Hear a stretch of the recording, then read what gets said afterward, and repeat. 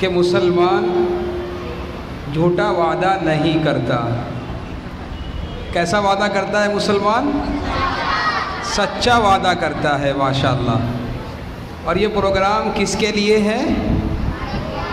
آپ لوگوں کے لیے۔ اگر آپ لوگ خاموش رہو گے تو پروگرام کس کا اچھا ہوگا؟ ماشاءاللہ، سمجھدار بچے ہیں، سب بہت اچھے بچے ہیں، سمجھدار ہیں۔ اسی طریقے سے میری درخواست پردہ نشی خواتین سے بھی ہیں کہ وہ بھی اطمینان اور سکون کا ماحول برقرار رکھیں۔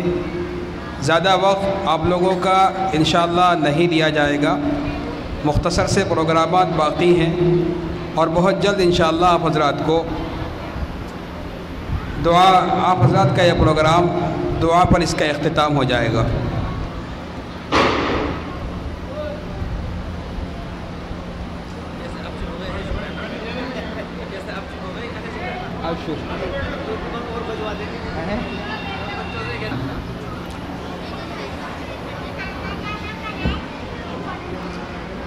محترم معزز بزرگان دین، نوجوان بھائی اور پردہ نشی خواتین، اللہ تبارک و تعالیٰ کا بہت بڑا فضل و کرم اور احسان عظیم ہے کہ ہماری یہ مجلس اور یہ نشست اور یہ مختصر سا جلسہ قرآن کریم کی نسبت پر منعقد ہوا ہے۔ اطلاع کے مطابق متعدد بچوں کا یہاں قرآن کریم مکمل ہوا ہے۔ الحمدللہ اساتذہ نے اور یہاں کے ذمہ داران نے بہت محنت کے ساتھ ان بچوں کو قرآن کریم مکمل کرایا ہے۔ اللہ اساتذہ کو اور ذمہ داران کو جزائے خیر عطا فرمائے۔ قرآن کریم اللہ تبارک و تعالیٰ کی ایسی عظیم کتاب ہے کہ اس کی عظمت کا بیان کرنا یہ ہمارے بس میں نہیں ہے۔ قرآن کریم کی عظمت کا بیان کرنا یہ ہمارے بس کی بات نہیں ہے۔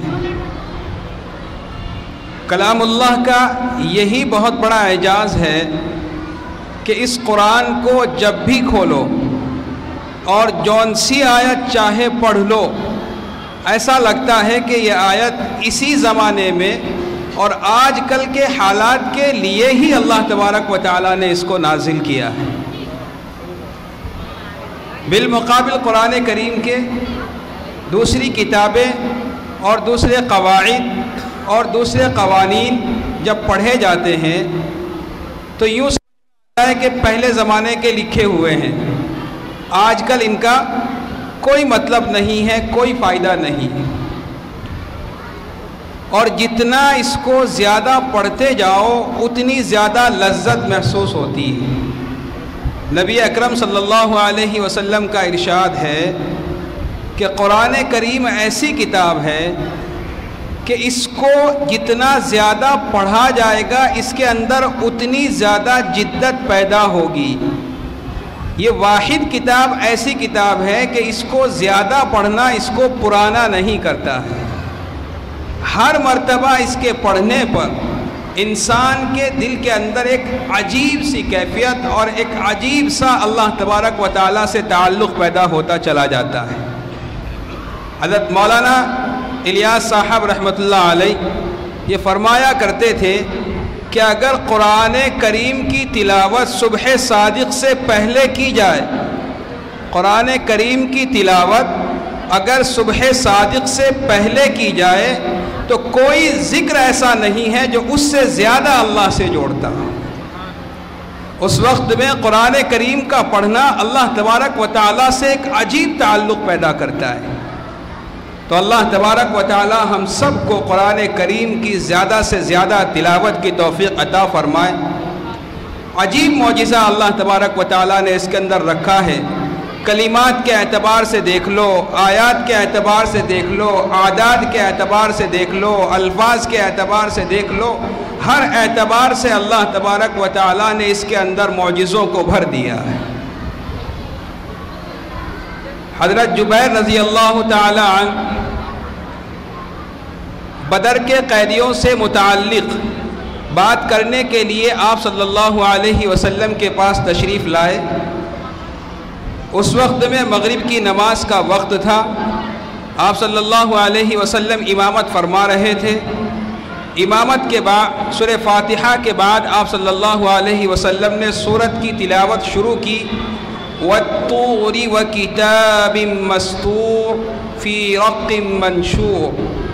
تو حضرت جبیر رضی اللہ تعالیٰ عنہ فرماتے ہیں کہ جیسے ہی میں نے یہ آیت سنی میرے دل کے اوپر دہشت طاری ہو گئی۔ جیسے ہی یہ آیت سنی میرے دل کے اوپر دہشت طاری ہو گئی۔ اس کے بعد آپ صلی اللہ علیہ وسلم آگے پڑھتے رہے، قرآن کریم کی آیت تلاوت کی، یوم تمور السماء مورا وتسیر الجبال سیرا۔ اس آیت کی آپ صلی اللہ علیہ وسلم نے تلاوت کی تو حضرت جبیر رضی اللہ تعالیٰ عنہ فرماتے ہیں کہ میرا سر چکرانے لگا، میرا سر چکرانے لگا۔ نبی اکرم صلی اللہ علیہ وسلم آگے بڑھے اور قرآن کریم کی یہ آیت تلاوت کی، ام عندہم خزائن ربک ام ہم المسیطرون۔ تو حضرت جبیر رضی اللہ تعالی عنہ کا بیان ہے کہ میں کھڑے ہونے کی تاب نہ لا سکا اور مجھے ایسا محسوس ہونے لگا کہ میرے دل کے اندر، میرے سینے کے اندر سے میرا دل باہر نکلتا آ رہا ہے۔ یہ قرآن کریم کو سمجھنے کی وجہ سے اور قرآن کریم کے معجز ہونے کی وجہ سے، اللہ کا کلام ہونے کی وجہ سے، جس نے بھی اس کلام اللہ کو سنا اس نے اس کی حقانیت کا اقرار کیا ہے۔ مغرب کی نماز سے فارغ ہوئے، آئے تھے کسی اور مقصد سے، اور آپ صلی اللہ علیہ وسلم کے ہاتھ پر بیعت کر کے اسلام قبول کر کے چلے گئے۔ تو اللہ تبارک و تعالیٰ نے جس طریقے سے اس قرآن کریم کو ہم سے پہلے لوگوں کے لیے ہدایت کا ذریعہ بنایا ہے، اللہ تبارک و تعالیٰ سے دعا ہے اللہ ہمارے لیے بھی اس قرآن کریم کو اسی طریقے سے ہدایت کا ذریعہ بنائے۔ ہمیں اور ہماری نسلوں کو اللہ تبارک و تعالیٰ یوں ہی ہدایت سے نوازتا رہے۔ یہ ہمارے لیے بہت خوش نصیبی اور بڑے فخر کی بات ہے کہ ہمارے اس چھوٹے سے مکتب میں اور ہم سب کے ایک تھوڑی سی محنت مل کر کرنے کی وجہ سے ایک ایسا انقلاب ہمارے محلے کے اندر ہوا کہ اتنے سارے بچے اس مکتب سے قرآن کریم کو مکمل کر رہے ہیں۔ بچوں کے لیے بھی خوش نصیبی کی بات، بچوں کے والدین کے لیے بھی خوش نصیبی کی بات، بچوں کی ماؤں کے لیے بھی خوش نصیبی کی بات ہے۔ جی، جب آپ کا بچہ تیار ہو کر گھر سے مکتب میں پڑھنے کے لیے آتا ہے تو شاید آپ کی نظر میں یہ آپ کا بچہ ہو، لیکن اللہ کی نظر میں یہ آپ کا بچہ نہیں ہوتا ہے، بلکہ اللہ کی نظر میں یہ اپنے حبیب کا مہمان ہوتا ہے، نبی اکرم صلی اللہ علیہ وسلم کا مہمان ہوتا ہے۔ اور اللہ اپنے حبیب کے مہمان کا، بچوں سنو تمہارا درجہ کتنا بڑا ہے، سنو بیٹا، اللہ کی نظر میں آپ کس کے مہمان ہوتے ہو؟ نبی اکرم صلی اللہ علیہ وسلم کے مہمان۔ اور اپنے حبیب کے مہمان کا اکرام اللہ تبارک و تعالیٰ یوں فرماتے ہیں، ان الملائکۃ لتضع اجنحتها رضا لطالب، کہ اللہ تبارک و تعالیٰ کی جو نورانی مخلوق ہے وہ اللہ کی نورانی مخلوق اپنے نبی کے مہمانوں کے اعزاز کے لیے اللہ کے حکم پر، اللہ کی نورانی مخلوق اللہ کے حکم پر اس طالب علم کی خوشنودی کے لیے اپنے نورانی پروں کو اس کے پاؤں کے نیچے بچھا دیتے ہیں۔ ہمارا بچہ مکتب میں پڑھنے کے لیے آ رہا ہے، والد یہ نیت لے کر کے اس کو مکتب میں چھوڑنے کے لیے آ جائے کہ میرا بچہ اللہ اور اللہ کے رسول کی تعلیم حاصل کرنے کے لیے مکتب میں جا رہا ہے، تو میں اپنے بچے کو اس نیت سے لے کر کے جاؤں کہ یہ اللہ کے حبیب کا مہمان ہے، وہ مہمان ہے کہ جس کا اعزاز اللہ اپنی نورانی مخلوق سے کرا رہا ہے۔ مائیں اپنے بچوں کو تیار کر رہی ہیں، اپنی نیتوں کو تبدیل کر لیں کہ میں اپنے بچے کو نہیں بلکہ اللہ کے حبیب کے مہمان کو تیار کر رہی ہوں۔ اللہ کی قسم یہ بچہ ہمارے لیے نجات کا ذریعہ بن جائے گا۔ نہ جانے اللہ تبارک و تعالیٰ کو ہماری کون سی ادا پسند آ جائے، ہماری کون سی نیت پسند آ جائے، ہمارا کون سا اخلاص اللہ کو پسند آ جائے، اور جس کے نتیجے میں اللہ تبارک و تعالیٰ ہمارے بچوں کی سب کی مغفرت فرما دے۔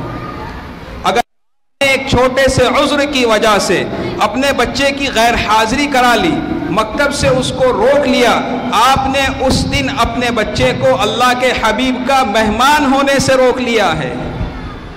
کہیں سے روکا ہے؟ اپنے بچے کو اللہ کے حبیب کا مہمان ہونے سے روکا ہے۔ تو بلا کسی بڑے عذر کی وجہ سے اپنے بچوں کی غیر حاضری نہ کراؤ۔ آپ بھی سنو بچوں، چھوٹی چھوٹی بات کی وجہ سے مکتب کی غیر حاضری نہیں کرنی ہے۔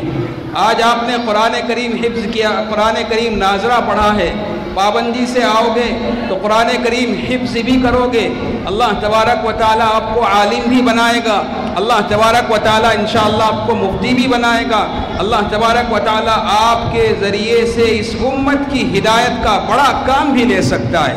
ہمیں معلوم نہیں ہے، ہمارے بچے ہیں، نہ جانے ان میں سے کون دنیاوی اعتبار سے آگے بڑھ کر قوم کا سردار بنے گا، اور نہ جانے کون دینی اعتبار سے آگے بڑھ کر قوم کی ہدایت کا ذریعہ بنے گا۔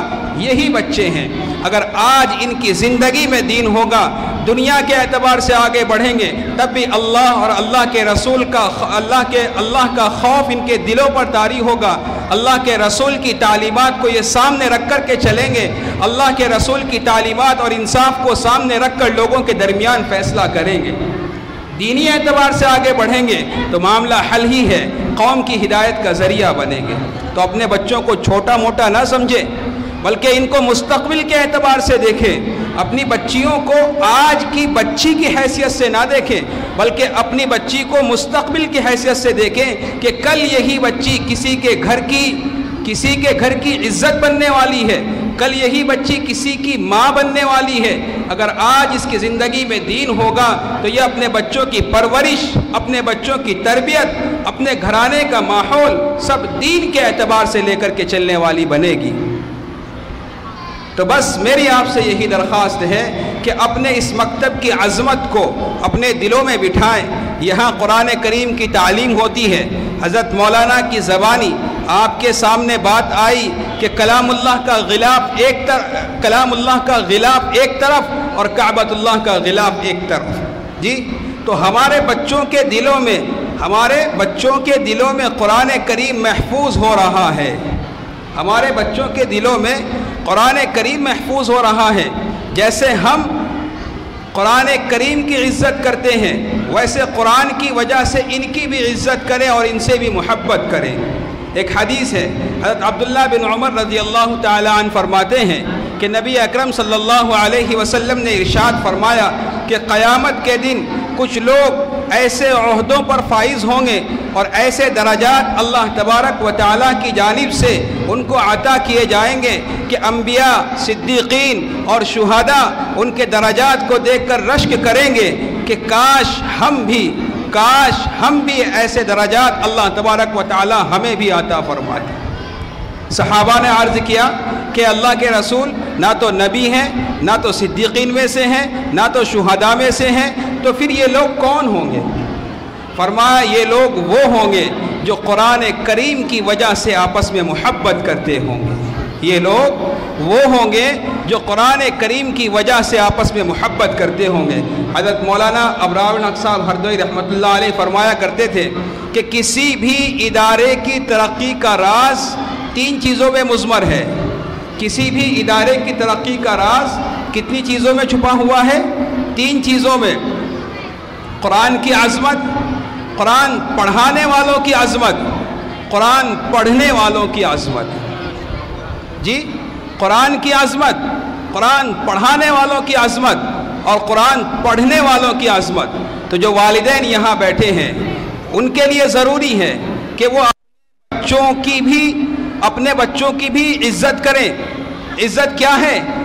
عزت یہ نہیں ہے کہ آپ اپنے بچوں کی جوتیاں سیدھی کریں، یہ بچوں کی عزت نہیں ہے، بلکہ اکرموا اولادکم واحسنوا آدابکم واحسنوا آدابکم۔ عزت کا طریقہ اللہ کے نبی نے یہ بتایا ہے کہ ان کی تربیت اچھی کرو، اور بچوں کی تربیت کہاں اچھی ہوگی؟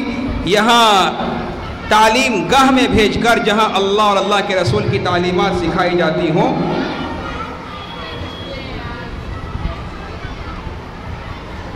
تو یہ مختصر سی باتیں میں نے آپ حضرات کے سامنے رکھی ہے، وقت چونکہ بہت زیادہ ہوا ہے، بس آخر میں اللہ تبارک و تعالیٰ سے دعا ہے کہ اللہ ہم سب کو عمل کی توفیق عطا فرمائے۔ وآخر دعوانا الحمد للہ رب العالمین۔